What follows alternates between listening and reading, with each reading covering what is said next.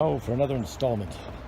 And Boo Boo goes crazy. Come on, Boo. Come on, buddy. You can come up here. I got you. You're good. Hey there, buddy. So, here you are. You just had your 2-year birthday a couple days ago. On Tuesday. Saturday today. Oof. And actually, I used to accompany you down this, but I'm letting you do it all by yourself this time. Because you're a big boy now. A big boy. No, don't do that, Boo. A big boy who can come up stairs and steps. It's hot as hot gets today.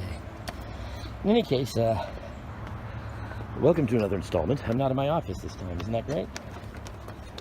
And God willing, my distraction won't lead to you falling off one of these cliffs with a contusion. But I had planned on filming this last night at the office like I usually do. Careful. What was that move? That was a crazy twisty move. You are so out of the box, buddy. It's awesome. As per my usual check-in with you, turns out I can love you more and more and more. Because, man, oh man, look at you. So beautiful. In any case, I was going to film this in the office last night, but it was a hellacious week at work. And so I'm trying to find the time to do it while we hang out. It's probably going to be in fits and spurts. Ooh, careful. Now you be careful, Boo. Oh, this is the expert one, too. Yay! Yay! And so I'll probably be stopping and starting. I love, for sure, is accidentally pressing stop and not realizing it until about 10 minutes later. Oh, it makes me nervous every time. But you are unstoppable. What you've missed over the last 10 minutes is you running in circles over and over and over and over and over again. Like a maniac running way too fast, just begging for a little head injury. What are you doing, Boo-Boo? You see, now you can't go that way. That's not a way to go. Can't allow that. Good boy. You still don't understand the concept of cliff, really, and I don't want you to, except for intellectually, eventually. Anyway, so I'm going to try to piecemeal this video together. Hopefully I don't hit stop again. Hopefully I have enough room on my phone. It makes me nervous every time, like you're going to bonk your little head, but you never do. That head is still so big, it's crazy. So, the topic du jour today is going to be essentially how I met your mom. But before I get to that, I'm going to give you a little recap of everything that's happened in the last 3 months since we last talked. And that falls into 2 categories. Personal. Oh, I see. Where did Boo Boo go? Where's Peter? Where's Peter Elliott? Yay! Good boy. Hi. Hi. I'm coming down, Boo Boo. Anyway, personal and political. I'm not sure which is more stressful, but as a backdrop, just know this: COVID-19 continues on in all of its glory. This is the strangest year ever.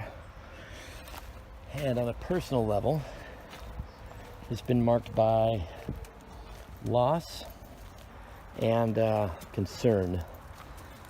So I lost a friend when I was in my late 20s. He was not even really a close friend. He was an acquaintance. Here, Boo Boo, you want some Wawa? He was an acquaintance more than he was a friend. Good boy. And he died in a surfing accident, I believe. And I was working at a radio station at the time as a DJ, so I sent out a dedication to him, and I was affected by that, but it wasn't somebody I was really close to. Of course, my father died in my late 20s. That was seismic, but that's a different story.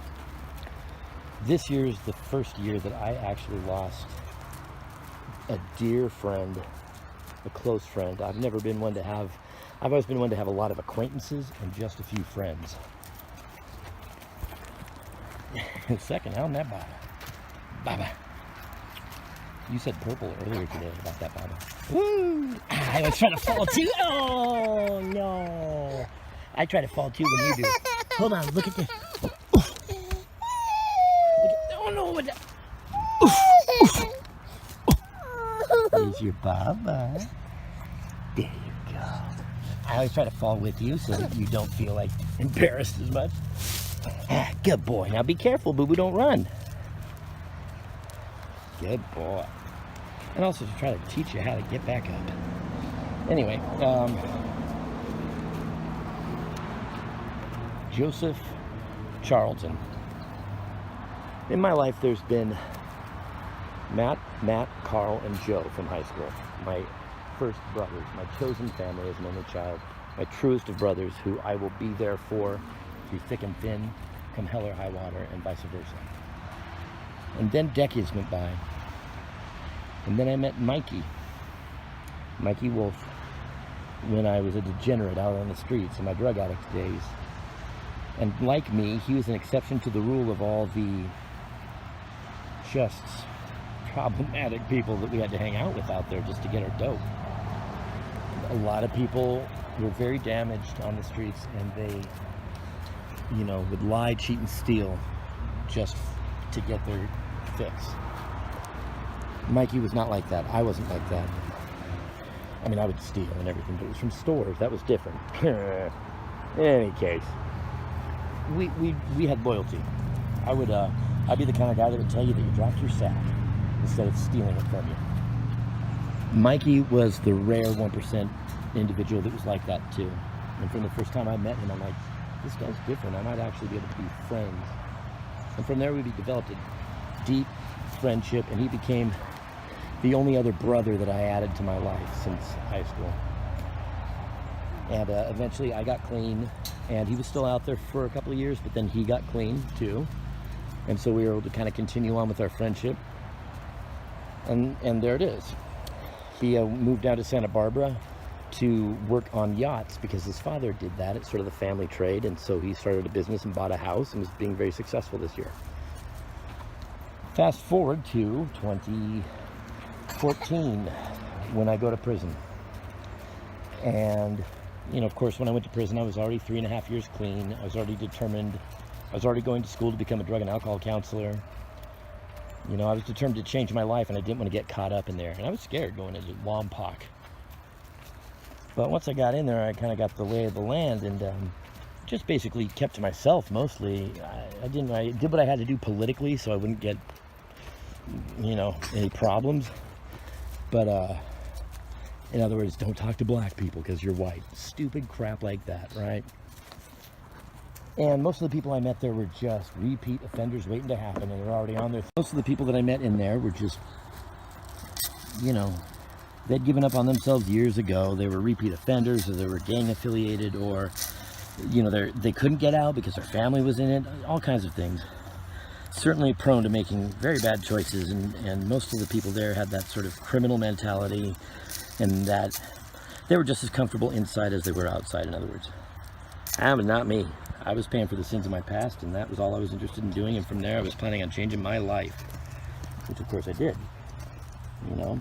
And the whole time I was there for 14 months, I only met one person. Careful, boo, careful.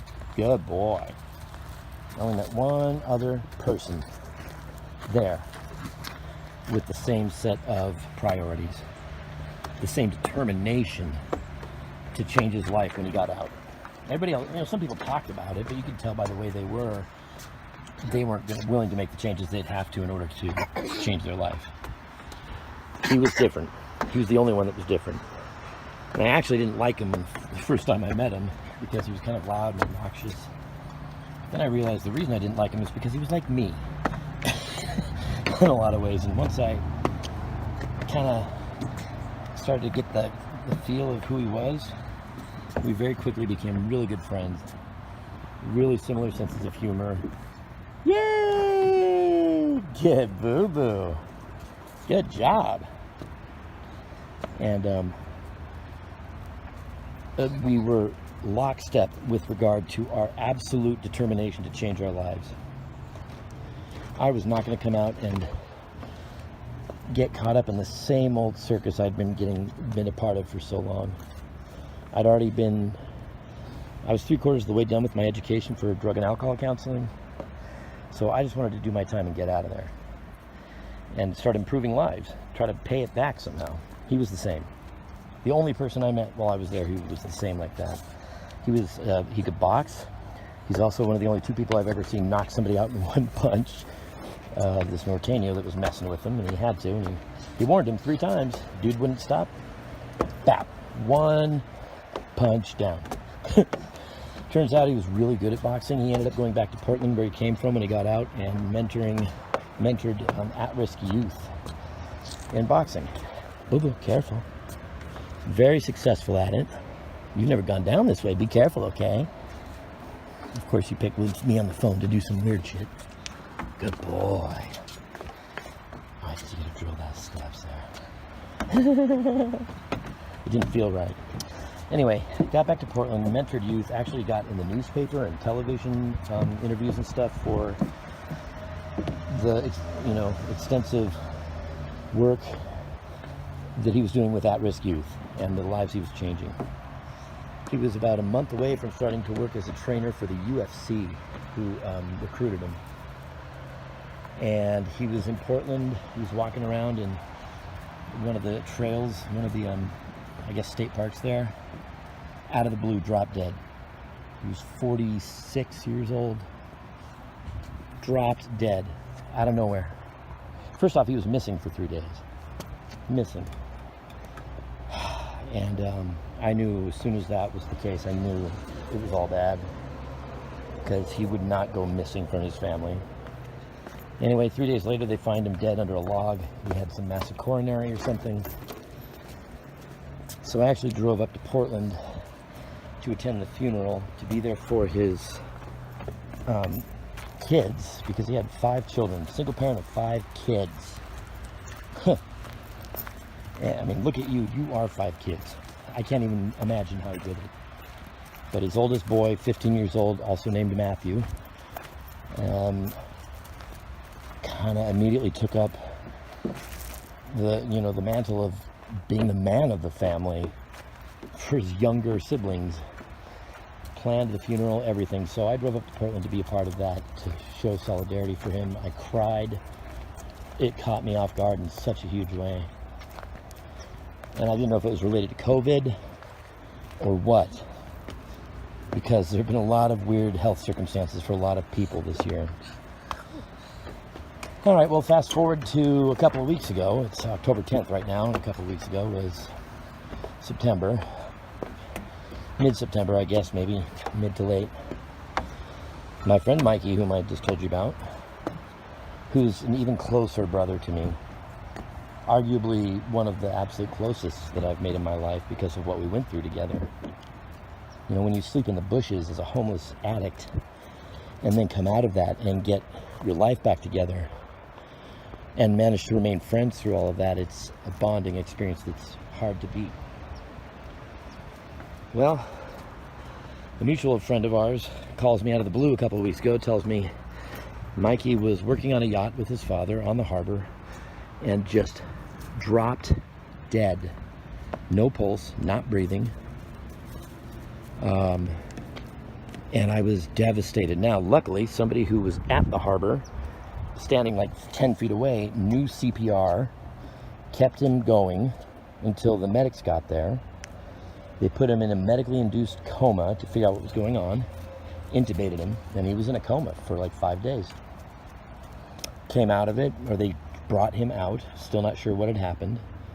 He's finally conscious again. A couple days later, he has another cardiac arrest, full-blown, in the ICU. Luckily, he's in the ICU. They managed to bring him back promptly. And he's in a coma for an induced coma for another couple days.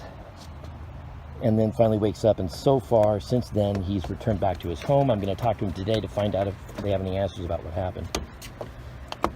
I couldn't have I wouldn't have been able to cope with losing Mikey too after Joseph. I couldn't have. And I have friends who've lost close friends this year, more so than I ever have in my life. And the zeitgeist of these times is very stressful and very uncertain, and it's oppressive. One of the things that happened a few weeks ago, careful boo-boo, were unprecedented wildfires all across the West Coast. Unprecedented, out of control wildfires, including a wildfire right here in Santa Cruz, in the hills here. And I have a couple of friends whose houses burned down. A whole load of people were displaced temporarily, some permanently. Every parking lot in Santa Cruz looked like a shanty town, like a gypsy village. And the mood changed. The sky darkened. There was one day in particular, I've never in my 50 years on this planet seen a sky as heavy, dark, and oppressively red as one particular Wednesday here in Santa Cruz from the fires. And it never got lighter than twilight that entire day. It smelled like a campfire, and it looked like Mars. It literally felt like we were on Mars, and it was a mental health event for me because it was alarming and scary, apocalyptic.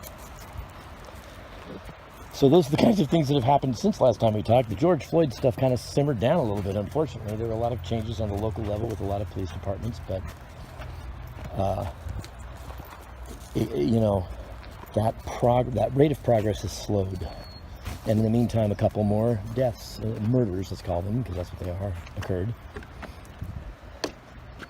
And we are entering election season. Now, I've got things to tell you about that and what's going on, but I have to consult my notes, and I can't do that while I'm also chasing Tiny You around, who's pretty determined to find a way to injure himself. You're trying to like jump off and do a swan dive onto your little head or something. It's not little, it's a little neck, big head. It's like a bowling ball on a toothpick. I can't let that happen, so I will reconvene in a few with you. In the meantime, I'm going to hang out with you. Okay, back in a few. One of the things I really dig is that I'm able to do this with you more. Of course, now that I'm filming you, you won't. You'll get up, but we've been sitting here, just sharing snacks. I've been drinking my coffee and my cake. And you had your goldfish and your juice. And then fed me some of your goldfishes because you're a sweetheart. Giving you more. I love this though, our ability just to chill out together. You're saying things like gaigu, which means motorcycle. Every time you hear it, motorcycle. And you know the color yellow. What color is that, boo-boo? What color is it? Yellow. What color is this? I think your mouth is full of food. Otherwise you'd be saying blue or boo or boo. But it counts. You're this amazing mix of Pam and I, and with a liberal helping of something entirely different, all your own.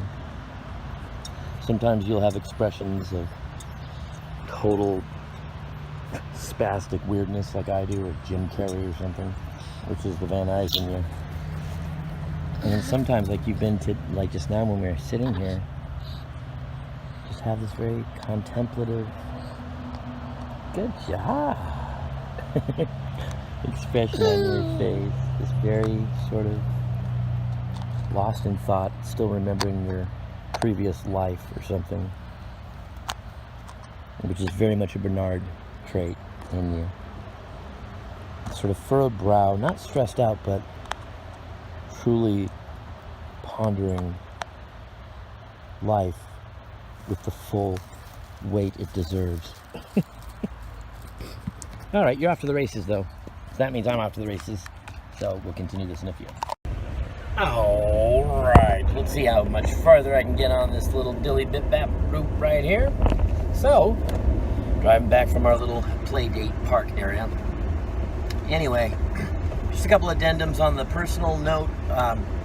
You know, it's just been a really heavy time for all of society, California and the West Coast in particular.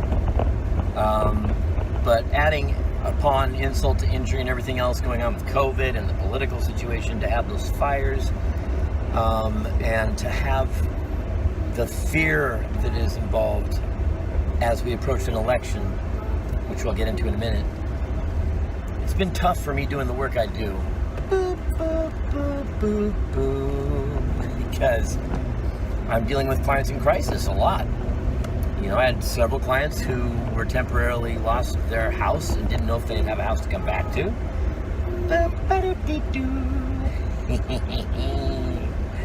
And it's hard constantly counseling addicts in crisis. It's hard. Negative context, it's heavy. And my whole job is to lift and to inspire and help. But that means I end up carrying that weight. It's a trade-off. I give them my hope and they give me their despair. And that's a difficult thing to find a way to deal with. I've done it. Not the best, I suppose, in some ways, but I have. And the other thing that's really kind of been a bummer is that my men's team is in crisis too. The team that, the division, the organization that changed my life. Huh, boo boo. That's right. You agree. The division that changed my life, that if it weren't for those men, I don't know where I would be, because when I was at my lowest, waiting to be sentenced, when I was fresh off of dope, when I didn't know if I would be in prison for life, when I didn't know what my life meant, when my brain chemistry was so fucked off I couldn't even get a heart on, let alone feel joy, you know? Those men saved my life by being there and supporting me and helping me. But part and parcel of the men's division and the culture has been in-person meetings, circle around fire. If there's sort of a classic example of a team meeting, it's a bunch of men in the dark around a blazing campfire, you know, after having eaten crazy meat and food and barbecue, getting real, settling down, settling in, taking their masks off and getting real with each other about their feelings, their emotions, their pain, their hopes. And to be able to be there and fucking put your arms around somebody. I've never been masculine, like in the classic way. I don't know if you can tell that from me now, because I've adopted sort of masculine tendencies, I think, that just were born out of the tough circumstances of being on pretrial, facing 10 to life in prison for 3.5 years, and then going to prison. That changed me, but in my heart of hearts, I'm still the guy that listened to the Smiths and wore makeup, you know, and fucking, I'm a romantic at heart. I love love. I love poetry, you know, all that stuff. Music. I'm a musician. But there's also a place in life, because this is a tough life for everybody, because of the way of the world. That organization toughened me up in the ways that I needed to and allowed me to have a place to go to pull out the arrows. We would always talk about it as if we're out hunting the wildebeest all day. You have to wear masks with your coworkers, with even your spouse to some degree. There are things you can't always say, you know, because a relationship is an intimate thing, and 99.9% of the stuff that one has to say they should feel comfortable saying to their spouse. But sometimes there's a couple of things that aren't. Just masculine male bullshits that you need some other dudes to talk to about and everything. And that organization gave that to me. And the classic example is sitting around a campfire. I'm going to pull out before you start crying. I can't sit still too long. Boo-boo. That's right. Sitting around a campfire, getting real about their feelings, giving each other a big hug and embrace, or getting in each other's face to challenge you if you need to be challenged, or to support you, or to be there as a fucking tribe of men to put their arms around you and comfort you and fucking lift you up. So many of the men there come from such a different background than me, in terms of they were raised with these masculine tropes and these masculine ways of being that you don't even talk about your emotions, period. But if you do, you're going to do it in a very masculine way, in person, around a fire, You know, there's going to be probably a lot of cussing involved. You know, there's these ways that so many men have grown up bearing the burden of their father's closed-mindedness and emotional unavailability. That culture of in-person meetings is pivotal to so many men in the division that we have suffered since we've had to do these Zoom meetings. Nobody can meet in person anywhere, ever. That's not a thing that's happening right now. I run my groups. I'm grateful that I run my groups. Thank you. I'm grateful that I run my groups on Zoom and that my company allows me to run groups virtually, online, because that's all new to me too, but I'm good at it. And I don't know why that is exactly, but I can translate the content of the heart for the most part in a meeting in the same way that I can in person. But my organization is suffering. The place I get my support is suffering because so many of those men, a lot of them are older than me, okay? You know, I'm 50, so that tells you something. They're not technologically comfortable. You know, they weren't raised on the internet. There were no computer classes in high school for them, so the whole format feels uncomfortable to them, and it's caused a lot of bizarre behavior. Some people have just dropped out, and some men have started getting chaotic and lashing out and engaging in those old behaviors. We talk about the archetypes in the division and in the organization: the king, the warrior, the lover, the magician.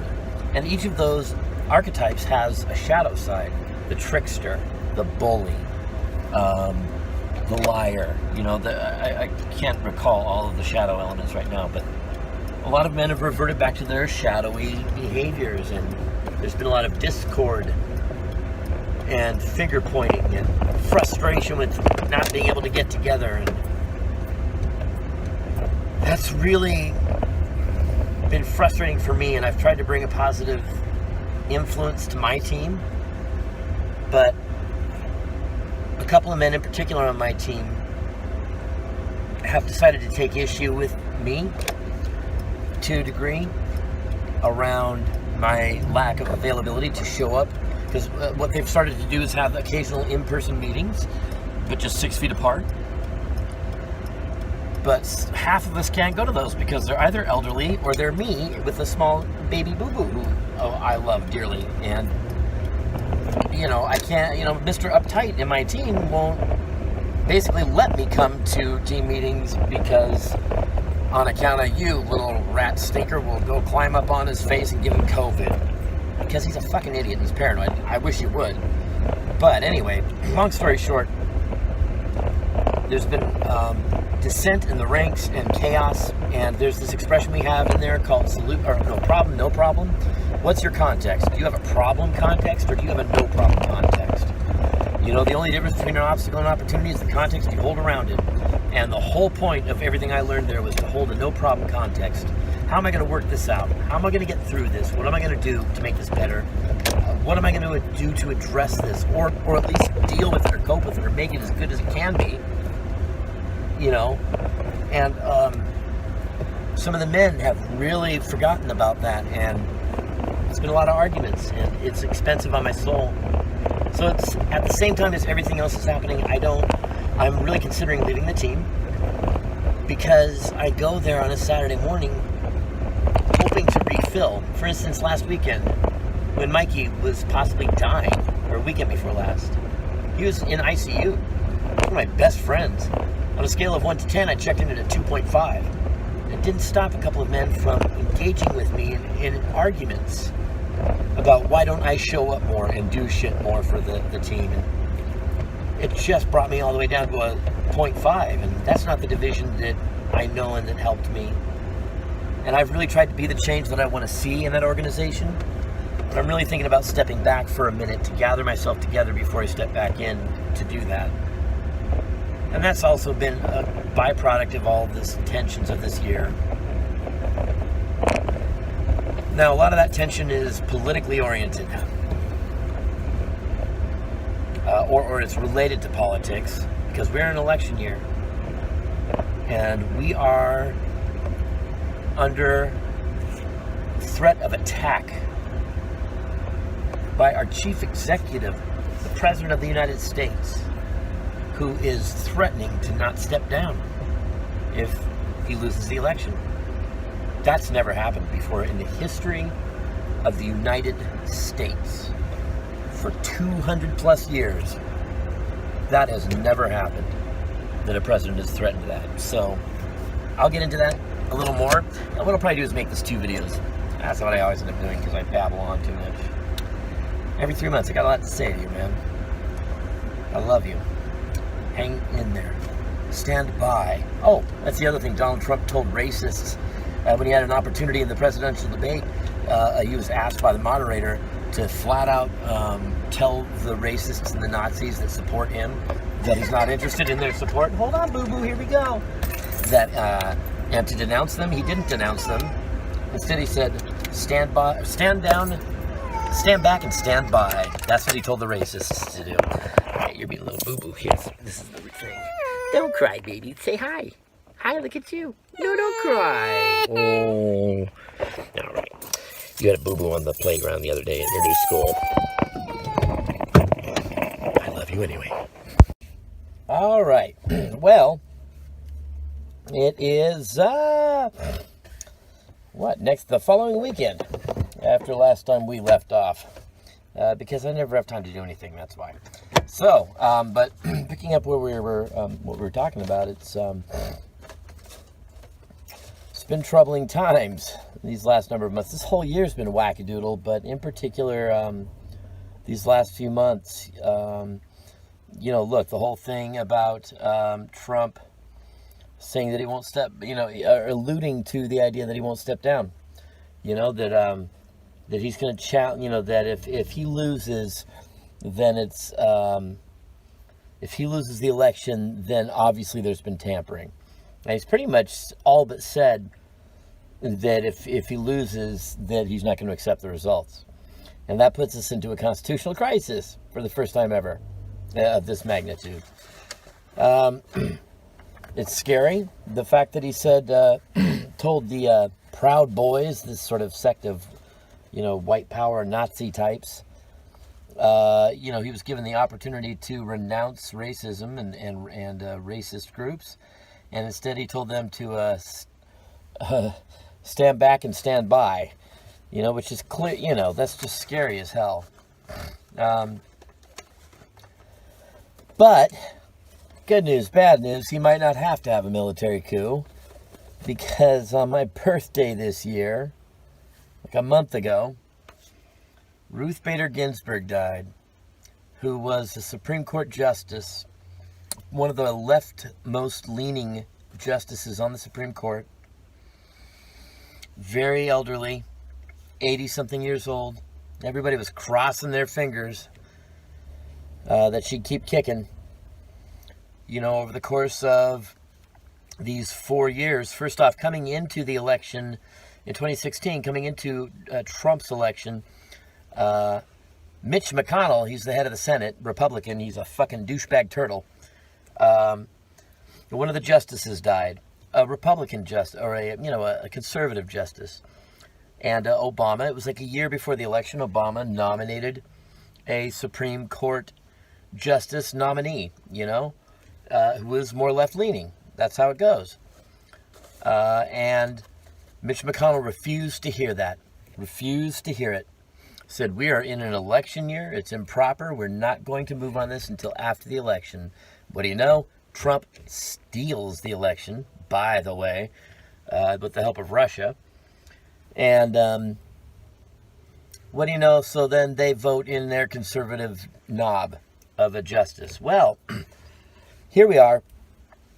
She does on September 18th, less than 2 months away from the actual election day, and all of a sudden it's all different. Mitch McConnell's like, we're going to go ahead and move on through with this.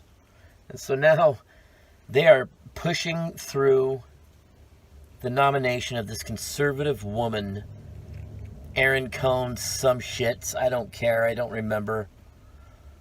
And we don't have the votes to stop it, really, in the Senate or anywhere else. I mean, we have a chance in this election to potentially take back the Senate, to potentially make some moves here and grab some more power. And when I say we, I mean anything other than a Republican. The Republican Party is Nazis and fascists these days. So we have a chance of like sort of getting, you know, back some power. But the problem is that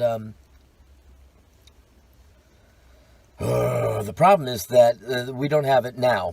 That wouldn't come into effect until January, when, you know, all those who win the election in November come into seat and to, you know, their power. So in the meantime, we can't stop this Supreme Court justice from being dominated. She's conservative as all get out, or from being confirmed probably. And I'm really scared about that. I'm stressed out these last number of months. Because she's going to overturn, they'll have the ability to overturn Roe versus Wade, which means make abortion illegal again. They'll have the ability to set women's rights back God knows how far, to institute all these corporate rulings. I mean, it's worrisome because they're appointed for life. And here's where it's most worrisome. When an election is close, and it's contested, and it's so close that, you know, both parties are contested, the Supreme Court decides who won. The Supreme Court takes into account supposedly all kinds of factors, whatever the fuck those are, and decides who wins the election. The problem is, sometimes months down the road, all those votes are finally tallied and you realize they were wrong. Case in point, the year 2000, George Bush and Al Gore were running against each other. And it was so close because of hanky-panky on the part of the Bushes that the Supreme Court had to rule, and they ruled in favor of George Bush. And later on, came to find out that in reality, Al Gore actually won the popular vote. And I believe the electoral vote. And that's another whole hinkamarole, electoral college. Anyway, so George Bush won, 9/11 happened, inside job, all kinds of shit. So Trump may not have to mount a coup or do anything else like that because he may well have the Supreme Court right in his hand, ready to do it.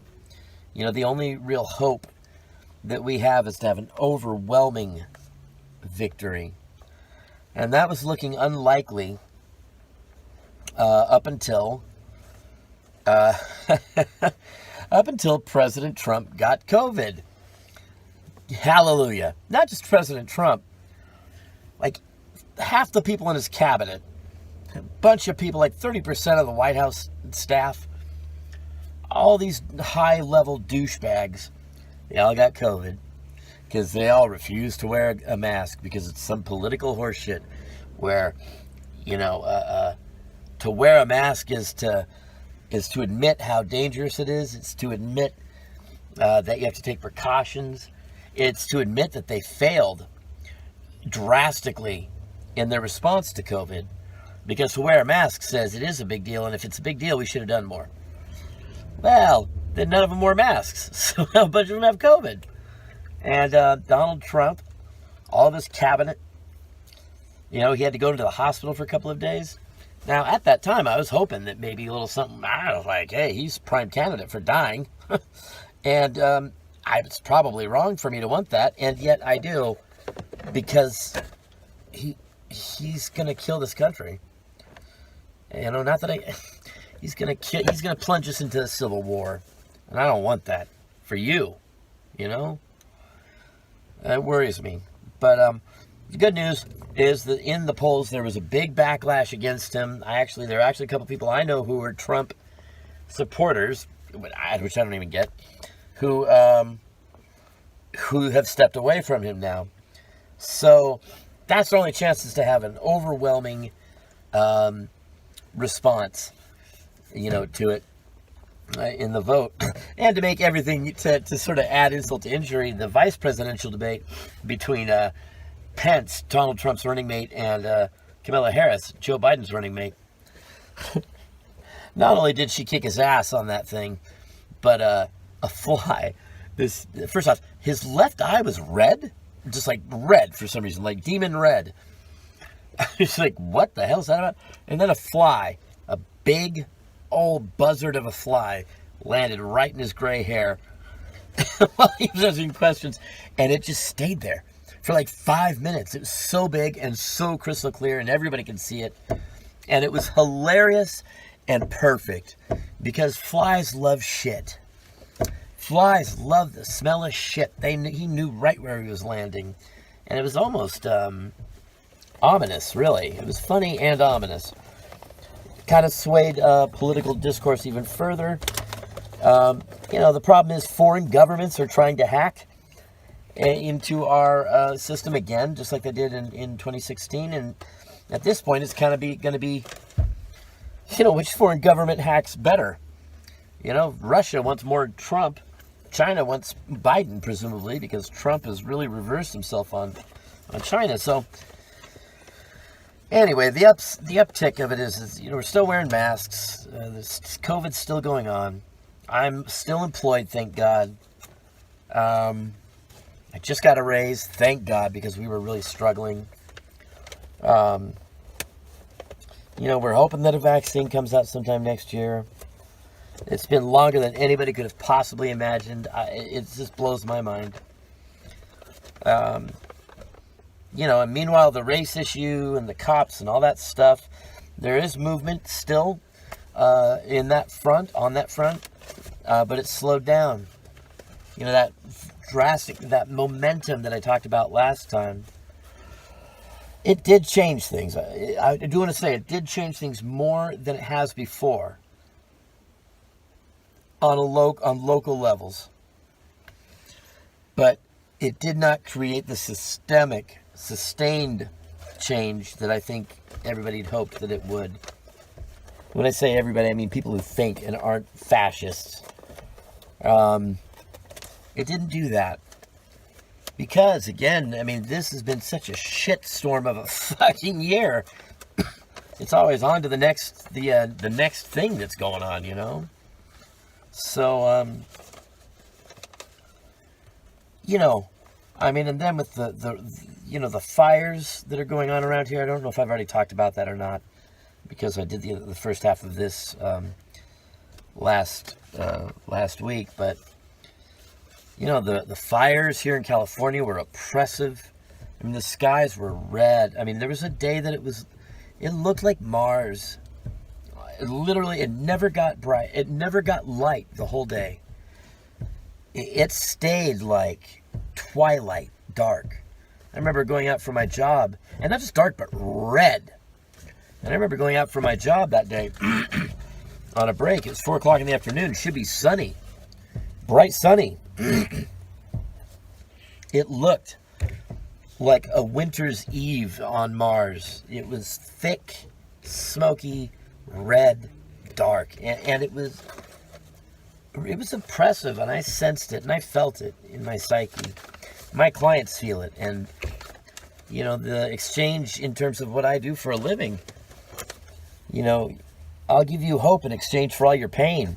If I had to sum it up in a nutshell, that's kind of what I do. I provide them tools, problem-solving tools, life skills tools, trigger management, things like that. But the truth is, what I do is I give them hope, because that's the most important thing you need when you're down in it and you're trying to make a change. You need hope that maybe you can do it, that maybe there's a reason to do it. And the trade-off is that you give me all of your pain and all the reasons you think that you can't have hope, and I'll give you hope. It's complicated, but that's kind of on a psychic level what it is. And then I'm left holding all that heavy stuff. Also, along with my own concerns and with the whole zeitgeist and general psyche of society right now as an extra level of weight. And it's been difficult. It's been difficult. I have to remind myself to breathe. I have to remind myself that this too shall pass. Looking in your little beautiful face makes everything better. You know, I try to spend as much time as I can with you on the weekends. You know, and I try to just keep my sense of humor about shit. And I just try to remember to be here now. You know, I mean, there's no point in borrowing trouble from a future that is yet to unfold, or getting stuck in a past that's set in stone. I remind myself regularly that we don't know what's going to happen. And I've been through plenty already, and I got through it. So get through this, you know. But these are interesting days indeed. I'll tell you that. Definitely the most interesting year of my fucking adult life.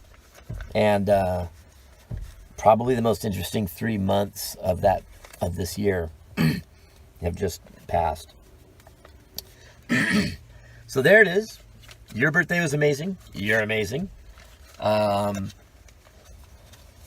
I'll check in with you about the other half of this video about how I met your mom here in a minute, in a few. Right now, I have to go back to the house to see if you're awake, because it's Saturday. And I left because you were napping and Mom's home, so that I could come sit in the car and record the rest of this video. But you might be up now, so I'm going to go back. Do good, son. Put goodness into the world. Be the change you want to see. Put goodness into the world. A life well led is led through intentionality, not through expectation. I can control what I put out there.